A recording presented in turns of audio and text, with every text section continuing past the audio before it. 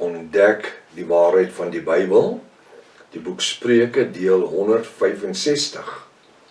Ek is professor Hans Redlinghuis van die Eerste Gemeente van Jaffa Suid-Afrika, Pretoria, Montana, ook internasionaal. Sou jy belangstel in enige van my boeke wat ek geskryf het, ek dink spesifiek aan die 2 sleutels tot die boek van Openbaring. Dis 'n A4 boek, so 460 bladsye dik, wat praat oor dele van die boek Daniël en natuurlik die hele boek Openbaring. Nie omdat ek hom geskryf het nie, maar seker een van die beste boeke wat geskryf is in Afrikaans oor die boek Openbaring, komma vir komma, punt vir punt, letter vir letter. As jy sou belangstel in die eskatologie, kontak ons by 0722 367 124 of gaan na my webtuiste https://jaffa.co.za. As dit die eerste keer is dat jy na die reeks kyk, jy is verskriklik welkom. Maar gaan na deel 1, jy het reeds 'n magdom inligting gemis. Dit is ook uiters noodsaaklik dat jy moet inteken op die YouTube kanaal, sodat jy die verskillende kennisgewings kan kry elke dag van al die boodskappe wat daar is. Halleluja. Ek wil net verskoning vra vir die laaste 2 weke wat ons nie ons weeklikse video's uitgestuur het, soos die boek hier nog en die Efrat rivier en van die ander boodskappe nie. Dit was totaal en al net onmoontlik gewees. Ons is terug op dreef, vertrou dat die boodskappe soos normaal uitgesaai sal word. Maak groot verskoning as dit vir die ongerief was, maar ons kan partykeer ook net soveel doen. Dit is net 2 hande, né? Het is uiters noodsaaklik dat jy sal inteken op die YouTube kanaal, deel die kennisgewing met die vriende en kennisse, skryf blokpen en 33 Afrikaanse Bybel is baie belangrik. Kom ons bid saam. Baie dankie Vader Jaffa, in die naam van Jaffa, dat ons vanmôre kan by mekaar wees in die teenwoordigheid. Die woord sê, waar 2 of 3 in my naam vergader, daar is ek in julle midde. En ons wil sê, welkom in ons midde. Halleluja. Ek wil bid dat u deur die Ruach HaKodesh dan nou vanmôre met ons elke een sal deel individueel, waar ons ook al in hierdie wêreld is. Oor grense, oor waters, waar distansie so groot is, dank ek u dat in die Ruach is ons so naby. Salf die woord vanmôre, ons bid dit in die mooiste naam. Die naam bo elke ander naam, die naam Jaffa, volk van Jaffa sê halleluja. Halleluja. Baie welkom by Ontbyt met Prof Hannes. Vertrou dat vanoggend se sessie vir u 'n groot seën gaan wees. Besig met die boek Spreuke, hoofstuk 13, en ons is by vers 5. Nou gee koning Salomo vir ons bietjie riglyne. Wat moet ons doen om hierdie vrugte deelagtig te word? Halleluja. Hulle val nie so uit die hemel uit nie.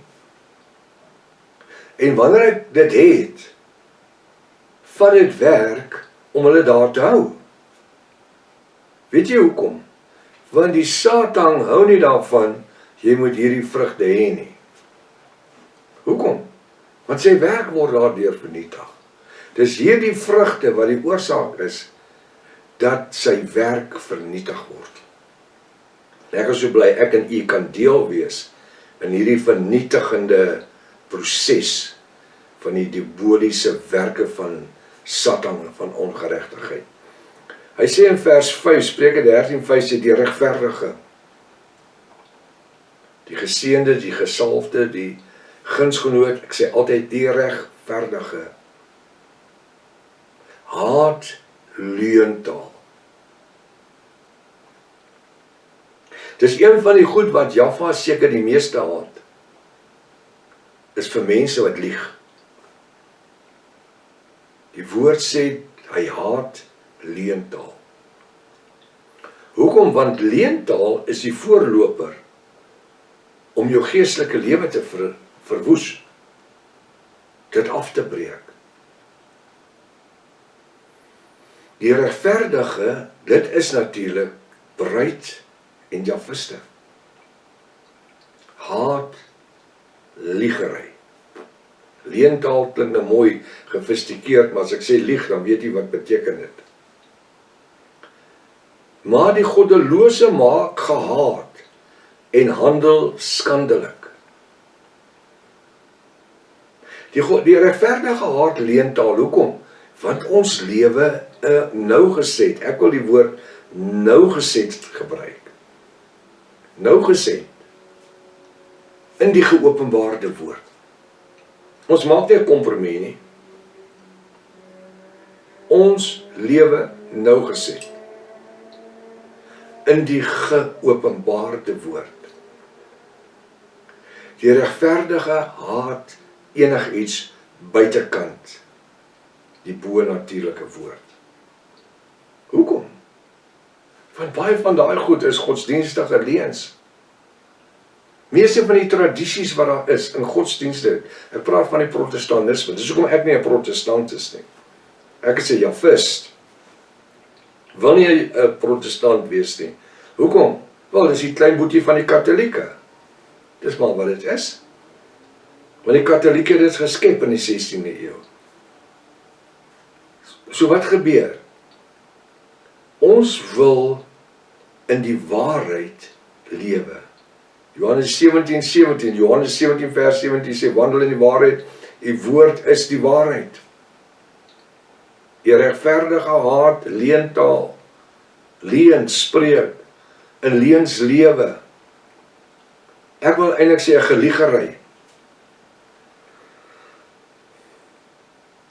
En wanneer ek so luister na meeste van hierdie spookpredikers se goed vandag, dan is hulle besig met leentaal.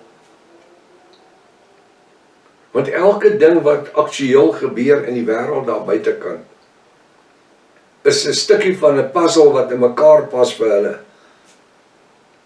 En die arme mense wat hulle volg en hierdie ouens aanbid. Ek kan dit nie glo nie. Mense wat veronderstel is om meer as 2 breinselle te hê. Ek kan dit nie verstaan nie. Hulle luister na die leentaals. Hulle luister na die NAR predikers, New Apostolic Reformation Teachers and Preachers, wat maar 'n klomp Jesuïte is niks anders te nie. Meeste van hulle was opgelei in die Jesuïte skole. Hulle lewe in leuns. Hoekom? Want die Babyloniese hoermoeder is hulle moeder. En hulle kan nie iets anders in hulle bloedstelsel hê as die leuns waarin sy kom al vir amper 2000 jaar nie. Die bruid, die Jafiste, ons haat leentaal. Ons kan eerder skade ly as om te lieg. Want dit bring jou in die moeilikheid. En weet jy wat doen dit? Dit affekteer jou geestelike vrugte. Wanneer jy vir iemand lieg en hulle vind jou uit, dan verander jou geestelike vrugte na railway perskrikkies toe so. En dit vat jare om hulle weer so te kry. Dit kan selfs jou val beteken. Terugval in die wêreld in. En wat sê die woord? Iemand wat terugdraai na sy ou lewe soos 'n hond wat na sy eie braaksel toe gaan. En ek sê sommer vrede aan. Die regverdige haat lewe. Ons wil nie in leuns lewe nie. Nie in ons besighede nie. Nie in ons huislike opsette nie. Paas en maas wat lieg vir mekaar en lieg. En die kinders hoor dit en dan lieg die kinders, dan weet hulle nie waar kom dit vandaan nie. Want dit kom dan van ma en pa af, ouma en oupa af. Ons het gehoor die woord gesê in die week, ons moet versigtig wees wat uit ons monde uitkom. Dit kom uit ons sielsdimensie. Dit wat ons sielsdimensie is, vloei deur ons mond. Kyk hoe kom alles by mekaar vanmôre. Die regverdige hart leentaals, die slegte goed wat ons dink wat uitvloei uit my mond uit. Dit bring leuns in my huis in. Dit bring leuns in my huwelik in. Dit bring leuns in jou besigheid in. Dit bring leuns in jou daaglikse bestaan in.